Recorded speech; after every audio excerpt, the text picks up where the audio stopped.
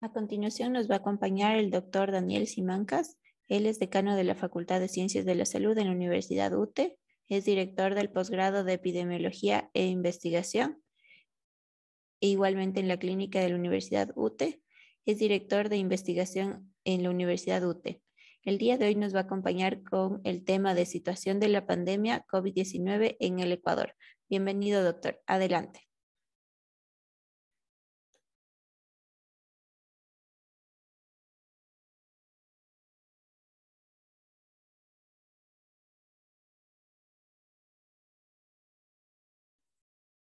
Buenas noches con todos. Muchas gracias, doctora María Lourdes, por la presentación y gracias a los organizadores por la invitación. Voy a compartir pantalla. ¿Me avisas, por favor? Perfecto. Buenas noches, doctor. Claro.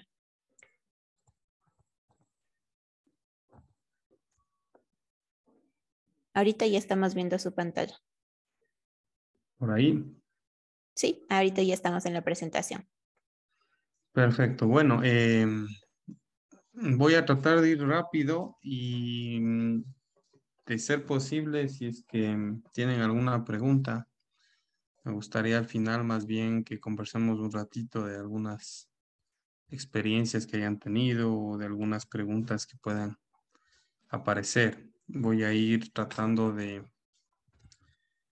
que se vea cómo estamos ahora y qué hemos aprendido, ¿no? Vamos a ver una ligera introducción, cómo estamos, qué hemos aprendido y a dónde vamos. Yo pienso, siempre empiezo por aquí, que realmente nosotros debemos situarnos y grabar en la historia lo que pasó, eh, porque no podemos volverlo a repetir. Es decir, lo que sufrió el país en los lugares que ocupó de mortalidad, de letalidad, pues fueron los primeros. Y entonces, quizá la primera reflexión de esta charla es, pues, ¿qué pasó? O sea, ¿por qué tuvimos esa catástrofe? ¿Por qué tuvimos alrededor de 15.000 muertos en 3 semanas a una velocidad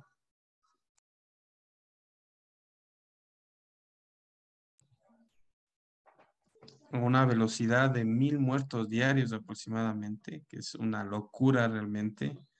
Ningún sistema de salud podría imaginarse lo que pasó.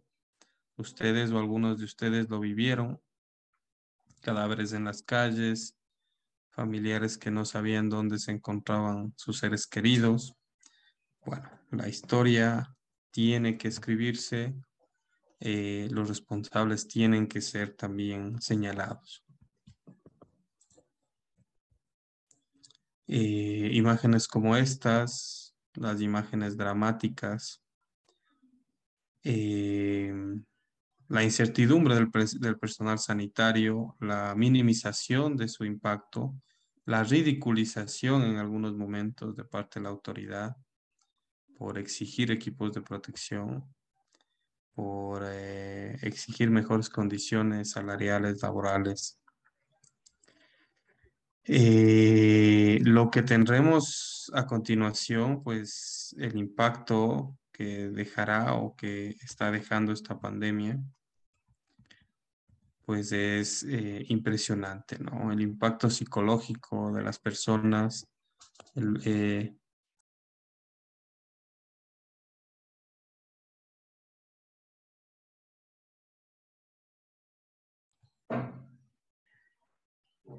el impacto que sufriremos los médicos, los familiares, todo individuo que estuvo pues en estos confinamientos largos, en algunos casos innecesarios, eh, alejados a veces incluso de la salud pública, por no tomar medidas a tiempo, ¿no?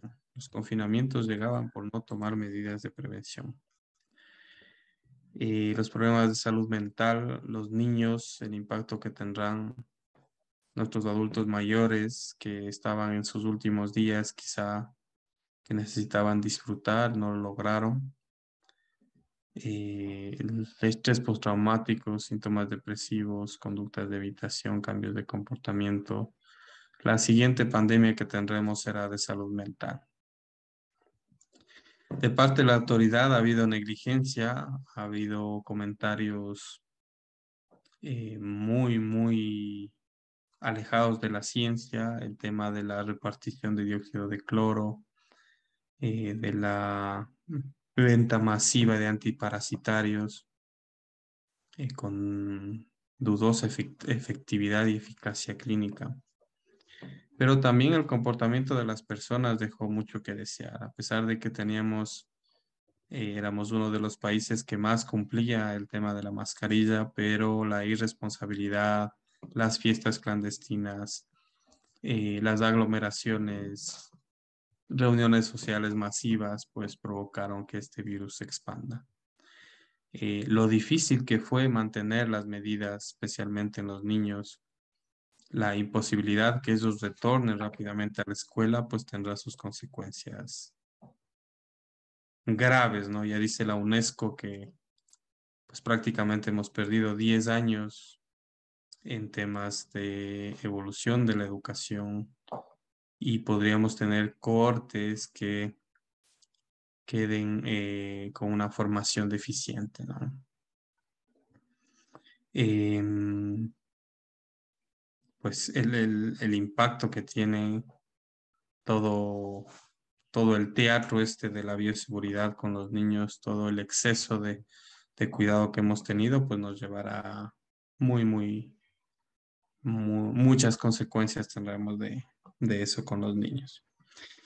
Em, pues las medidas pocas veces las cumplimos, seguimos pues, ahora ya casi normalmente abrazándonos, besándonos como antes de la pandemia. Y las consecuencias de toda esta irresponsabilidad, tanto de autoridades como de la población, en medio de quizá de uno de los peores virus que ha enfrentado este planeta, es aproximadamente 85.000 muertos. Eso supera a muchos de los países. Esto es lo que reporta el registro civil, ¿no? El registro civil tiene unos datos y el MSP tiene otros datos, ¿no? El MSP dice que hay 35.000 muertos y el registro civil comparado con los promedios históricos, pues algo más de 85.000 muertos. Las constantes eran muy pocas pruebas, teníamos muy poca capacidad de hacer testeos masivos. La lista de espera de camas pues era una cosa de locos, ¿no? Una cosa muy criticada. Y las vacunas pues que como que siempre llegábamos tarde. Quizá la vacuna es lo más rescatable que hemos tenido. Hay que felicitar, hay que regocijarnos por esta cruzada que ha tenido el país sobre el proceso de vacunación, felicitado nacional, internacionalmente, pero siempre llegamos o este virus más bien nos tendía una trampa, ¿no? Cuando ya empezábamos a subir los porcentajes de vacunación, pues apareció otra variante que hacía pues que estos casos empiecen a incrementar, ¿no? Lo que pasó en enero con Omicron fue impresionante. Más del 85% con 2 dosis y tuvimos pues cerca de 50-60.000 casos diarios. Eso nos enseña varias cosas, ¿no? Que ya vamos a decirlo, pero como que siempre ahora, por ejemplo, llegamos al casi el 40% de la tercera dosis, cuando quizá debíamos llegar en enero, ¿no? Entonces vamos un poco tarde, pero yo creo que vamos en orden. Nos ha costado esta inmunidad híbrida que estamos sufriendo, nos ha costado tragedias enteras, nos ha costado familiares fallecidos, 85.000 muertos nos ha costado lo que estamos viviendo ahora. Bueno, las fiestas no solamente en Estados Unidos, las fiestas de acá, como les decía, pues han hecho realmente el manejo de esta pandemia algo crítico, algo deficiente. ¿Cómo estamos? Pues denme un rato que voy a poner esto para acá. Eso. Bueno, la incidencia de casos confirmados por semana epidemiológica. Miren el comportamiento que ha tenido este virus, ¿no? Cómo se reporta desde el año 2020, 2021 y 2022, ¿no? Es impresionante lo que pasó en enero, como les decía. Esto prácticamente se podría decir que más o menos 60 o 70% de la población ecuatoriana y de todo el mundo se contagió con Omicron. Y lo que estamos viviendo, este descenso, es quizá una inmunidad híbrida, ¿no? Esta inmunidad híbrida que es por la infección natural más la vacuna. Y aquí vemos pues lo que fueron las diferentes picos que hemos tenido, ¿no? Algunos reconocen algunas olas, desde la primera ola, la segunda ola, la tercera ola y la cuarta ola. Otros hablan ya de la sexta ola. A mí no me gusta hablar de olas porque si ustedes me preguntan, pues todo esto sería una ola. Aquí recién logramos controlar un poco el virus y esta sería la segunda ola.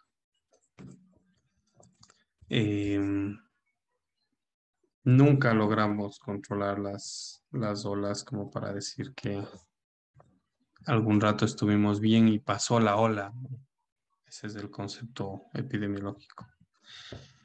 La incidencia de casos, la notificación de casos, sí, hay diferencia entre notificación y atención. Miren, ahora tenemos casi 1000 casos en la semana 17, 1000 casos por semana. Son datos que ustedes no pueden manejar. 1000 casos de notificación, aquí entra la parte privada. Recuerden que siempre llegan tarde los datos, pero seguimos con 1000 casos por semana. ¿Cuántos atendemos? ¿No? La semana de atención, ¿cuántos se atienden? 326 en todo el país. Me faltó decirles aquí la diferencia que tuvimos las primeras 4 o 5 semanas de enero, ¿no? Que es una locura. Tuvimos casi 60,000 con los casos que no se reportan de la privada, casi 65,000 casos por semana. Esto perfectamente lo podemos multiplicar por 4 o por 5. Lo que sufrimos al inicio del año es prácticamente unos 300,000 casos por semana. No podemos notificar todos, pero en este mes de enero y febrero, ¿no? Que son más o menos las 8 primeras semanas, tuvimos 6,000 muertos en exceso. Una locura. Casos de atención, miren, más de 60,000 casos. La incidencia diaria, ¿no? Bueno, miren, llegamos a atender 12,373 casos. 10,000 casos se notificaban por día en el Ecuador a inicios de este año. Y ahora que estamos, pues los datos están hasta el 2, más o menos hasta el 2. Tenemos solamente 5 personas atendidas y 25 casos reportados por día, ¿no? Eso es lo que estamos viviendo ahora. Esto lo ven gráficamente, ¿no? El tema de las edades, pues se mantiene de 20 a 49 años, es cuando donde más casos se ha dado, y porque es prácticamente la población económicamente activa, ¿no? Eh, de 20 a 49 años, pues tenemos aquí el tema, 553 casos se siguen reportando en esta población. Pichincha y Guaya se llevan la medalla de oro y plata, ¿no? Miren que Pichincha notifica muchos más casos que Guayas. Esto puede ser por el número de pruebas, pero podría ser que quizá haya mucha más movilidad en esta provincia, en Pichincha que en Guayas, ¿no? Aquí están los casos por provincia, ¿no? Al que le interese, pues la provincia de Azuay, de Bolívar, Cañar, Carchi, Chimborazo, Cotopaxi, Imbabura, Loja y Tungurahua, ¿no? Más o menos han tenido un comportamiento similar, ¿no?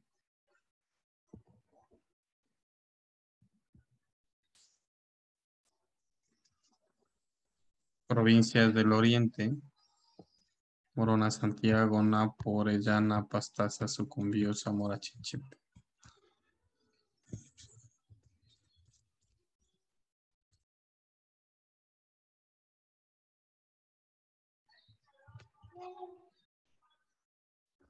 En en Galápagos, pues tenemos, miren, ¿no? Muy pocos casos, perdón, muy pocos casos reportados. Aquí está las atenciones que se hacen. Miren, solamente rápidamente, pues una atención, 8 atenciones, 4 atenciones, 6, 3, 3, 4, 0, 9. Realmente hay muy pocos casos en estos momentos. En cuanto a los fallecidos por COVID, pues fíjense en confirmados y probables. En la semana 17 tenemos un fallecido confirmado. Han habido días, varios días y semanas que no hemos tenido fallecidos. Eso es muy positivo. En cuanto a la positividad de las pruebas, que es un indicador muy, muy confiable, podemos decir que con respecto a la prueba de antígeno, la positividad ha ido bajando muchísimo. Recuerden que la OMS dice que para tener controlada la pandemia se requiere menos del 5% de resultados positivos. Estamos en el 4% ya por más de 3 o 4 semanas, pero llegamos al 60% y no bajábamos, ¿no? En cuanto a la prueba PCR, lo mismo, lo propio. Ahora hay un ligero incremento, probablemente porque ha bajado el número de pruebas. Cuando baja el número de pruebas, se tiende a incrementar la positividad. En lo que se refiere a hospitalización por subsistema, aquí tenemos las Fuerzas Armadas, el IES, MSP, la red pública complementaria y la red pública privada, ¿no?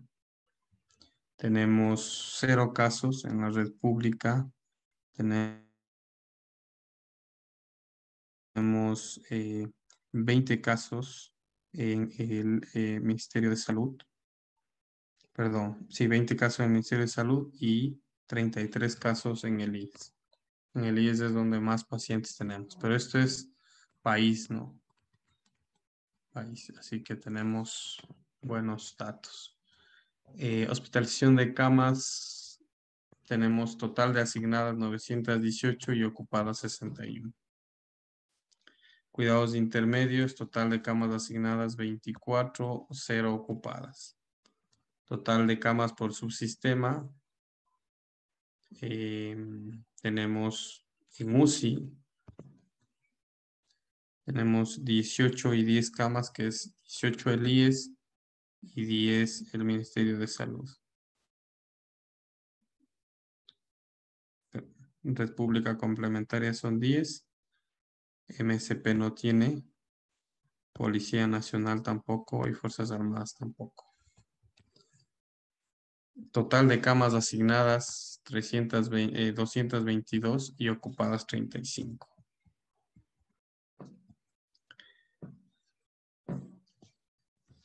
Eso con respecto a los datos que hemos tenido.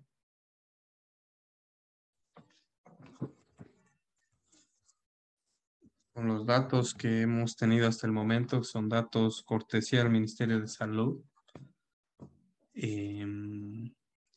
Pero pues debemos manifestar qué hemos aprendido en esta pandemia, ¿no? Pues hemos aprendido algunas cosas. Hemos aprendido que quizá seguimos, incluidos los afroecuatorianos, la gente que más se contagió, la gente que más falleció fue la gente con menos dinero, con menos posibilidad de acceso a servicios de salud, y es un aprendizaje, ¿no? Es decir, lamentable que la gente que menos tenga sea la que más muere. Tenemos también por nacionalidad, venezolanos, colombianos, de Estados Unidos, Perú y así, etcétera, pues en ese orden fueron los que más se afectaron.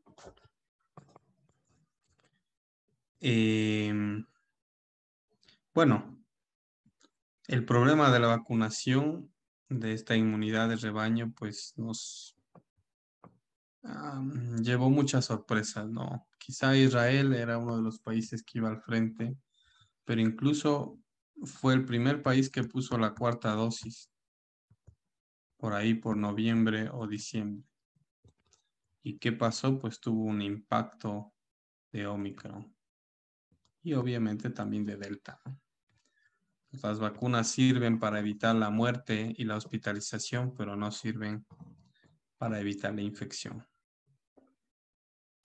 ¿Qué hemos aprendido? Que pues hay medidas súper exageradas que tomamos, la desinfección excesiva, los túneles de desinfección, el control de la temperatura, el exceso de alcohol gel, la limpieza de alimentos, realmente con sustancias a veces tóxicas, ¿no? Pues hemos aprendido que eran medidas súper exageradas, ¿no? También entendimos que quizá la supervivencia aumentaba y era directamente relacionada con la hospitalización por COVID, ¿no? O sea, la vacunación, o sea, la gente que se ha vacunado, pues tenía menos riesgo de hospitalización y también de muerte. La gente no vacunada se hospitalizaba más y también fallecía más, ¿no? ¿Qué más aprendimos? Pues aprendimos que estas pandemias pues nos sumergen en una trampa de la normalidad, ¿no? Es decir, empiezan a bajar los casos, nos descuidamos muchísimo y empiezan las segundas olas. Aquí generalmente muchos países retiraron restricciones y tuvieron esto que se denomina la trampa de la normalidad. Querían vencer a la pandemia a la fuerza. Alemania es uno de los países pues, que quizá ha liderado el tema educativo también. Aprendimos que había que regresar a clases pronto, pero con protocolos de seguridad que no los teníamos, con una inversión en los colegios que nunca se la hizo, con disponibilidad de pruebas que nunca se las tuvo. Esta lámina me gusta mucho porque imagínense en hacer pruebas rápidas 3 veces a la semana, un aislamiento selectivo, pues quizá muchos de nuestros niños, hay datos que sugieren que hay alrededor de 400 niños que fallecieron Y me atrevería a decir que hasta innecesariamente de una infección totalmente prevenible. Aprendimos que algo medio sádico, aprendimos que sería mejor, hubiese sido mejor tener un virus mucho más letal que este coronavirus. Porque sus primos, hermanos, el SARS-CoV-1, el MERS, pues tenían tasas de letalidad muy altas. Pero ¿qué es lo que pasa con estas tasas de letalidad muy altas? Agravaban al paciente, el paciente fallecía y se quedaba ahí. ¿Qué es lo que pasó con la COVID-19? Que esta infección era en algunos casos asintomática.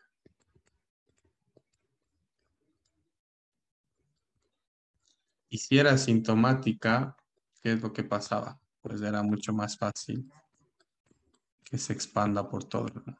Había gente infectada que no tenía absolutamente nada, montada en los aviones, en los trenes, en sus casas, pues contagiando. Eso es lo que le ha hecho este virus, uno de los virus más contagiosos de la historia de la humanidad.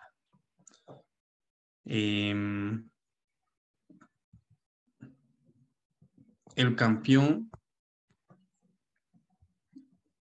parecería ser que es el sarampión, pero cuando se hace una comparación, la variante original tenía una, como se explica aquí, tenía una tasa de reproducción de 2, por cada infectado se contagiaban 2 más, pero en la delta ya se contagiaban 5 o 6.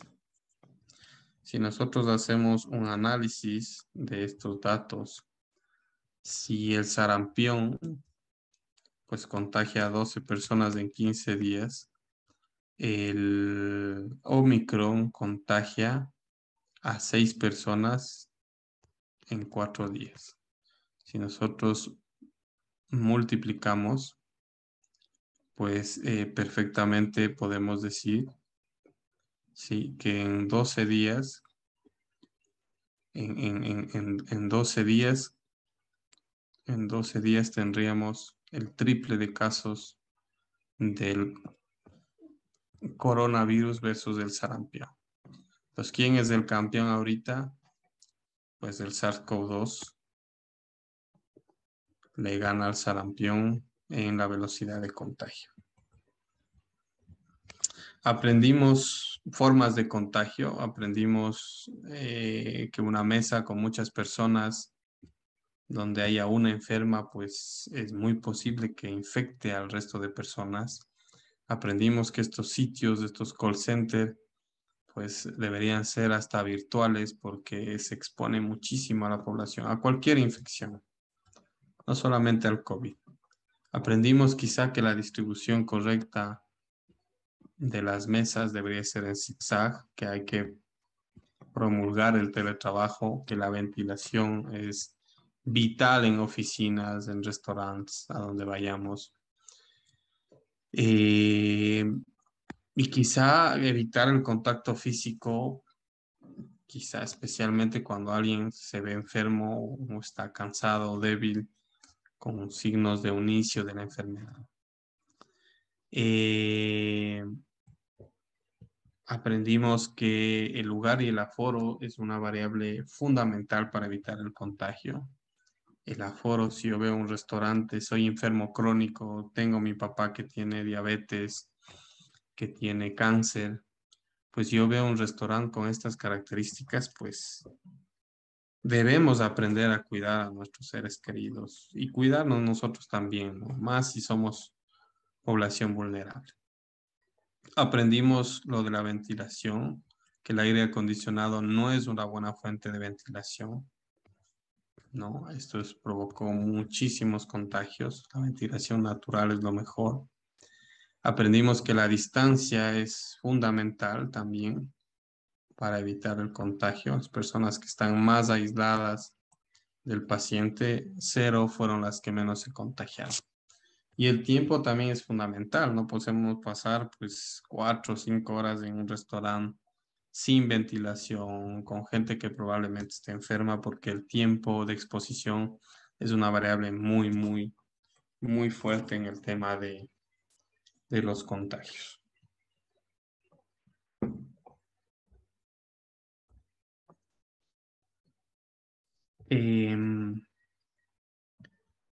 Aprendimos que los buses, de igual forma, en este bus, miren la velocidad de contagio en un autobús, 23 contagiados en un solo viaje.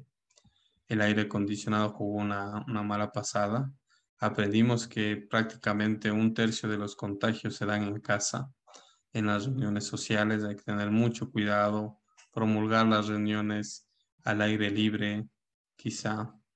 Aprendimos que la mascarilla pues puede evitar los contagios, que las aulas son peligrosas también, que hay que protegernos, hay que ventilar las aulas.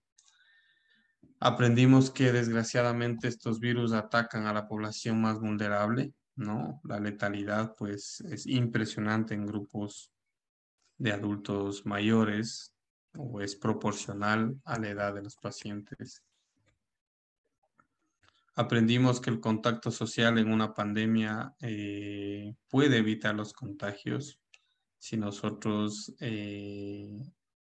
promulgamos el distanciamiento social, las medidas de bioseguridad, pues en 30 días, como dice el ejemplo, podemos tener o 406 personas infectadas o casi 3 personas infectadas, solamente reduciendo la exposición de las personas.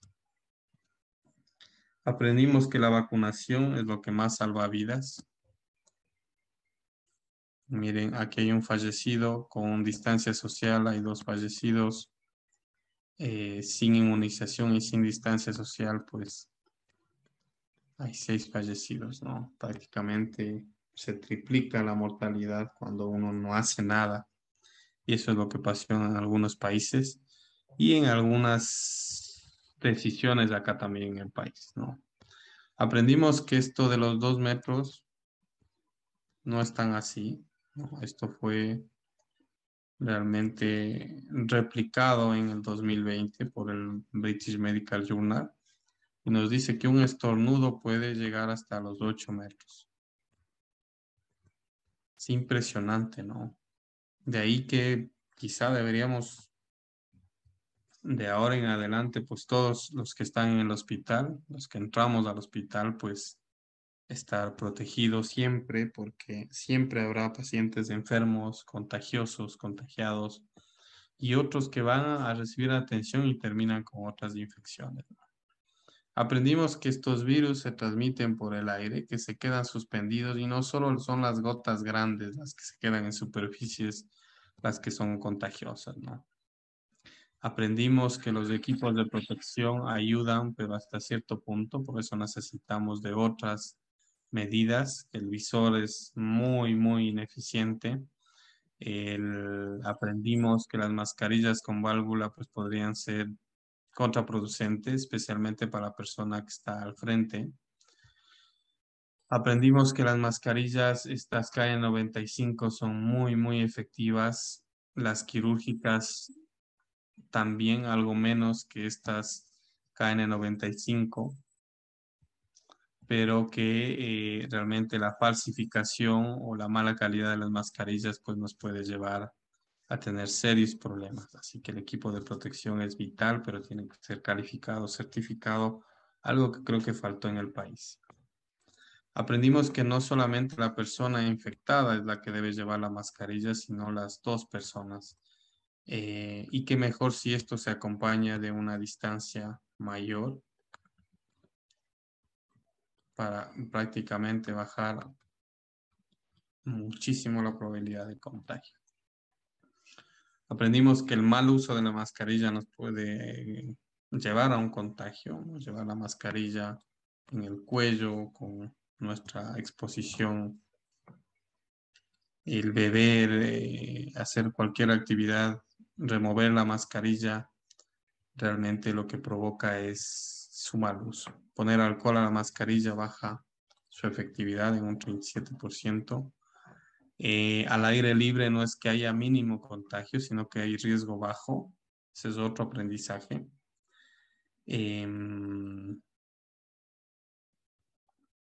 Debemos correr no atrás de una persona, sino al lado de una persona, realmente para evitar que los flujos de aire de cualquier infección pues nos vayan a generar un contagio. Debemos aumentar la distancia cuando corremos, cuando hacemos bicicleta.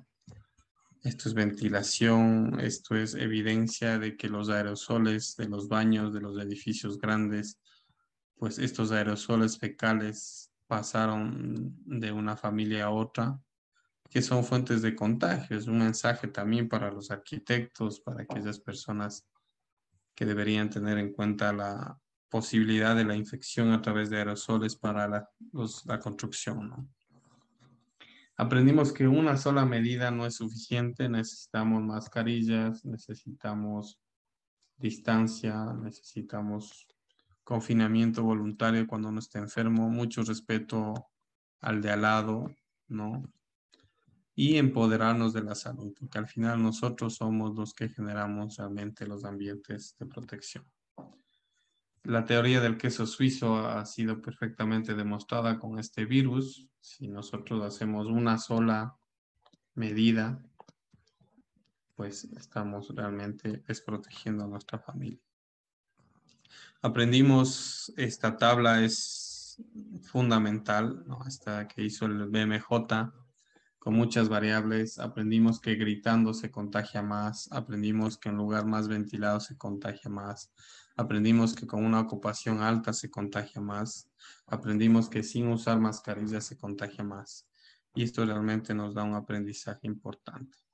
Aprendimos que la opinión de los expertos es casi el último nivel de la evidencia, ¿no? Los estudios experimentales nos han dado una mala pasada y que hay que esperar que la ciencia evolucione para realmente exponer a un paciente a tratamientos como hidroxicloroquina, cloroquina, ivermectina, acitromicina, que realmente parecía que funcionaba, parecía que eran exitosos. Los expertos señalaban que hay que repartir eso, pero a la final pues no nos dio buen resultado y más bien y probablemente haya incrementado el riesgo de muerte en muchos pacientes. Aprendimos que hay que convivir con este virus, hay que seguir pues trabajando por la bioseguridad, por la contención de las enfermedades. Aprendimos que el post-COVID es real, que el post-COVID es una lección que debemos aprender. No podemos infectarnos a cada rato.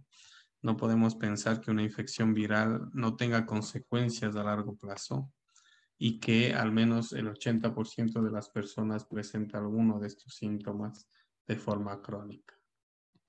Se ha quedado muy afectado algunas personas con síntomas que perduran y que no desaparecen luego de la infección de COVID.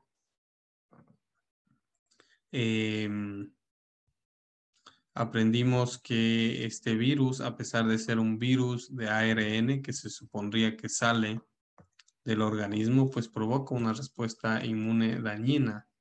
Y eso es lo que provoca la afección de varios órganos. Se supone que los virus de ARN salen del cuerpo a los 15 días y los virus de ADN son los que se quedan permanentemente en nuestro cuerpo. Pero desgraciadamente no es así. Nos ha enseñado este SARS-CoV-2 de que a pesar de ser un virus de ARN, pues lamentablemente empieza a dañar órganos de forma crónica y tal vez se deban replantear las hipótesis de que las enfermedades crónicas probablemente parten, son multifactoriales, pero parten también de una infección viral. Bueno, la vigilancia realmente hay que seguirla haciendo. Es decir, nosotros podemos pasar de una fase pandémica a una fase endémica, pero realmente el monitoreo y la vigilancia es fundamental, ¿no? En Inglaterra, pues esto realmente es actualizado, pues estamos viendo que a pesar de que la mortalidad ha bajado, pues las personas siguen teniendo que esperar más por el gran número de casos que consultan luego de la ola de Omicron. O sea que todavía podemos estar nosotros vulnerables y expuestos a unos nuevos brotes. Aprendimos que las pruebas de sangre no son diagnósticas para el COVID, son pruebas muy malas, son pruebas que nos permiten ver quizás cero prevalencia, se utilizan para epidemiología, y que las pruebas más confiables serían las de hisopado de antígeno o hisopado PCR para PCR, ¿no? Las pruebas fallan, tienen altos porcentajes de falsos negativos, falsos resultados. Nunca aprendimos de esto, nos confiamos casi ciegamente en la prueba. Si teníamos una prueba negativa, el paciente no tenía COVID. Eso es falso. Si hay una alta sospecha diagnóstica, una prueba negativa, jamás descartaría una infección COVID, y más si hay sospecha epidemiológica también. Aprendimos que las pruebas también tienen umbrales, depende de la carga viral, depende del día, de la evolución del paciente. Es decir, es una ciencia lo de la interpretación de pruebas diagnósticas. No cualquiera lo podría hacer. Así que siempre tenía que tener un criterio médico, porque podíamos entrar en un umbral de falsos negativos, y realmente los pacientes se iban a casa con un diagnóstico de no tener COVID y seguían infectando. Aprendimos que a pesar de ser infectados, de que el paciente se infectaba, a pesar de desarrollar antibióticos, una persona entre comillas inmune podría volver a ser infectada. Eso es lamentable, pero las personas nos hemos contagiado unas 2 o 3 veces de este COVID, a veces sin darnos cuenta, a veces con anticuerpos, a veces con vacuna. Aprendimos que las vacunas definitivamente salvan vidas, cambian el mundo. Es la estrategia junto con la cloración del agua más importante en salud pública de toda la historia. Las vacunas han eliminado enfermedades catastróficas, enfermedades terribles en la historia de la humanidad, ¿no? Como la viruela. Las vacunas evitan la hospitalización, evitan la enfermedad grave, este monstruo que afectó a muchos familiares, que nos impidió en muchos casos por meses verlos, sentirlos, abrazarlos, cuidarlos. Y también ha evitado la muerte, ¿no? Pues entre la primera y la segunda ola que yo le digo, pues hay una diferencia abismal en los muertos. La primera sin vacunación, pues 15,000 muertos en un mes, y la otra pues aproximadamente 6,000 muertos en 2 o 3 meses. Aprendimos que cuando uno está enfermo hay que quedarse en casa, hay que vigilar, hay que descansar, hay que hablar con el empleador, no hay que mandar a los niños en casa, hay que mantener nuestra higiene respiratoria, hay que llamar y notificar a las autoridades, hay que lavarnos las manos, hay que alejarnos de nuestros seres queridos para no contagiarla, hay que evitar el compartir utensilios, vasos, etcétera. Hay que acostumbrarnos a limpiar muy bien y manera periódica las superficies que están en contacto. Aprendimos que la prevalencia de COVID persistente, cuando uno se hospitaliza, fue del 54%. Una persona que llegó a hospitalizarse por COVID, pues la mitad de ellos tiene COVID persistente. Los que no se hospitalizaron, pues un 34% tiene síntomas de COVID persistente, así hayan tenido síntomas leves. Estos síntomas de COVID persistentes son más frecuentes en las mujeres, pero ustedes saben que los hombres fueron más afectados en cuanto a hospitalización y en cuanto a muerte. La vigilancia, pues hay que controlar el virus, los casos nuevos, hay que reorientar nuestro sistema de salud hacia algo más preventivo, que evitar esta hospitalomanía, esta hipermedicalización. La gente reclamamos por medicinas, pero no reclamamos por agua buena, por escuelas saludables, por parques saludables, por una buena recolección de la basura. Siempre estamos pidiendo pastillas y eso ya es la consecuencia de no haber hecho nada. ¿A dónde vamos? Pues a la liberación de restricciones. Esta es una imagen impresionante de cómo se están dando los vuelos a nivel mundial. Estamos retomando ya niveles prepandémicos de movilidad.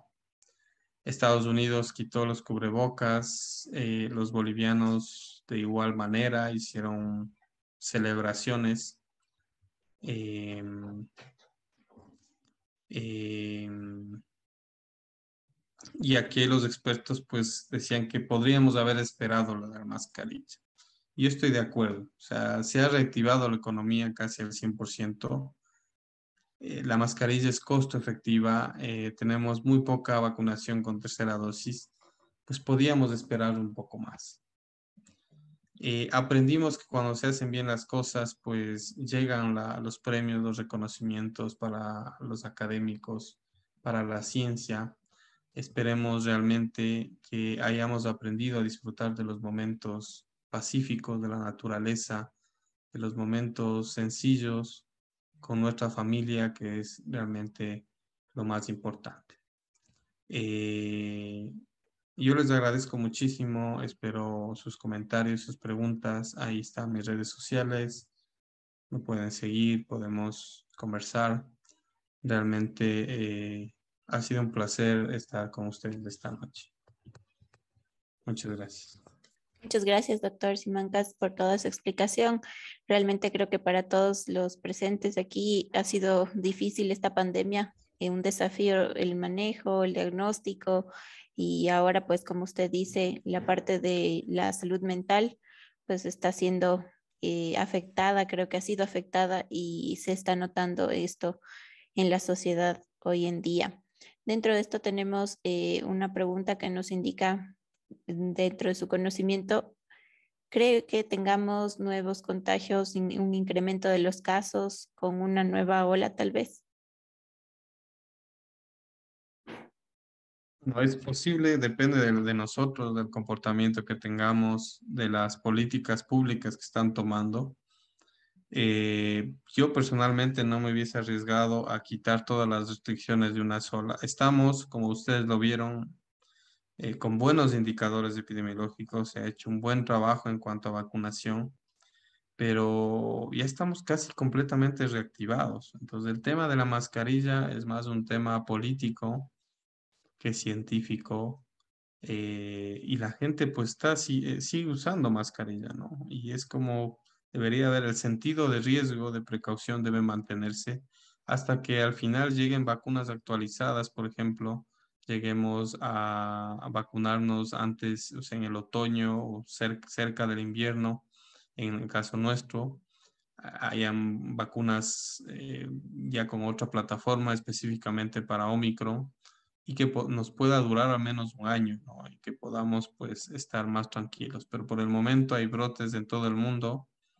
Esto sigue, es decir, hay una posibilidad de que haya otra variante, aunque no sea grande esa posibilidad. Está alrededor del 5 o 10% de posibilidad de que aparezca una nueva variante más contagiosa. Pero ojalá no pase. Hay varios escenarios. El que quiera anunciar el fin de la pandemia, pues no es epidemiólogo, sino brujo. Así que hay que estar muy atentos a lo que va el día a día de la ciencia, el comportamiento y apelar al autocuidado, a la sensibilidad de las personas a realmente hacer un esfuerzo adicional para mantener alguna de las medidas de precaución y obviamente reactivar la economía, que es también salud, ¿no? No hay salud sin economía y no hay economía sin salud. Lo que pasó al inicio del año, que se bajó el IVA, que se empezó a incentivar, pero la gente estaba enferma. Los centros comerciales vacíos, los parqueaderos vacíos, porque la gente estaba en sus casas enferma, y fue un confinamiento casi que obligatorio por enfermedad. Entonces, eso también puede afectar la economía, no solamente las restricciones. Entonces, prácticamente hemos ido a la playa, ido al centro comercial y todo. Creo que estas medidas de prevención deberían persistir al menos por unos meses más hasta que logremos tener claro el panorama de que hemos logrado cambiar de una pandemia a una endemia. Perfecto, gracias, doctor. Nos preguntan, ¿cómo la inmunización repetitiva de COVID-19 ha modificado los signos y síntomas del COVID-19 en la actualidad? Bueno, hay varias hipótesis. Hay algo que se llama la fatiga inmunológica. Y también, pues, las variantes del virus, pues, realmente han ido afectando varios órganos. Es impresionante cómo este virus ha logrado realmente acercarse a nuevos receptores, a todos los receptores AC2 del cuerpo, afecta prácticamente a todos los tejidos y a veces hace predisposición por algunos, en algunas edades, con mayor incidencia de una presentación que otra. Pero lo preocupante de quizá de este COVID es la inmunización repetida que estamos sufriendo. Eso a la larga hace que el organismo quizá por sobreexposición a las vacunas en algún momento deje de reconocer o se haga muy específica. Si tú le sigues dando una memoria al sistema inmunológico, le dices, tienes que reconocer a este, a este, a este, a este, pero recuerden que las vacunas fueron para la variante original de Wuhan. Entonces, si tú le sigues diciendo, reconozca al de Wuhan, al de Wuhan, al de Wuhan, la variante ha cambiado tanto que podría en algún momento dejar de reconocer. Entonces, esa es una de las hipótesis. Sin embargo, pues Moderna ya ha planteado la aprobación de emergencia de una nueva vacuna para la variante Omicron BA.2. Entonces son buenas noticias, pues esperemos que haya la aprobación rápida y que otras vacunas también se puedan generar. O algo que me olvidaba es, tenemos que tener algo de soberanía del conocimiento, ¿no? Es impresionante cómo dependemos de otros países para que nos den vacunas, medicinas, tecnología, conocimiento, y nosotros no llegamos al punto de invertir en ciencia, en tecnología, en formación, para nosotros mismos liderar nuestros procesos de salud pública, ¿no? Sí, doctor, totalmente de acuerdo. Hay varios aspectos en lo que comentaba anteriormente, igual de las medidas que ya se han retirado, los confinamientos, el retiro de la mascarilla en varios países, pero en cambio vemos esta situación en China que por el mismo hecho tal vez de que las medidas en otros países se eliminan. ¿Qué considera usted o qué opina usted sobre el aislamiento que hacen allá a los pacientes que están contagiados? Bueno, los países asiáticos están viviendo varias epidemias de influenza. Lo que pasa con ellos es que tienen muy poca población contagiada, ¿no? Nosotros tenemos prácticamente todo el país se ha contagiado y esa inmunidad nos está ayudando, pero ellos hicieron confinamientos muy fuertes. Ustedes veían que les encerraban en las casas, que aparecían las noticias que había habido 8 muertos por el brote, cuando nosotros teníamos 1.000 muertos diarios. Ellos se quejaban por 8 muertos que habían dejado esta pandemia. Tienen otro sistema, otra concepción, no podemos compararnos, pero definitivamente en estos momentos, obviamente lo que ha costado llegar a este momento ha sido catastrófico. Son muertos, familias enteras, familiares. Eso nos ha costado esta inmunidad que estamos viviendo ahora. Ellos no han tenido que lamentar tantas muertes, pero ahora el Omicron, que es mucho más contagioso, que quizá pasa muchas barreras físicas, les está tomando por sorpresa y con una población muy vulnerable, ¿no? Con unas vacunas poco efectivas. Entonces son situaciones diferentes a las que nosotros vivimos ahora. Muchas gracias, doctor. Sí, realmente en este tiempo creo que lo que más debemos aprender es la responsabilidad social, lo que usted mencionaba, que las personas que estén enfermas puedan aislarse y al menos lo que somos del personal de salud, creo que usaremos la mascarilla por mucho tiempo más y todas las medidas. Muchas gracias, doctor, por su participación y por su explicación en este congreso. Esperamos poder contar con su presencia en próximos congresos. Muchas gracias a todos. Buenas noches. Buenas noches. Finalmente, vamos a dar por concluido el día de hoy. Recordarles que tenemos en el aula virtual los cuestionarios que lo vamos a subir en un breve momento para que puedan revisar las preguntas y se preparen para la evaluación. Nos vemos el día de mañana. Igualmente, si tienen alguna pregunta, duda, pueden escribirnos al equipo técnico de BIOS Academy y estaremos gustosos de atenderles. Una buena noche con todos.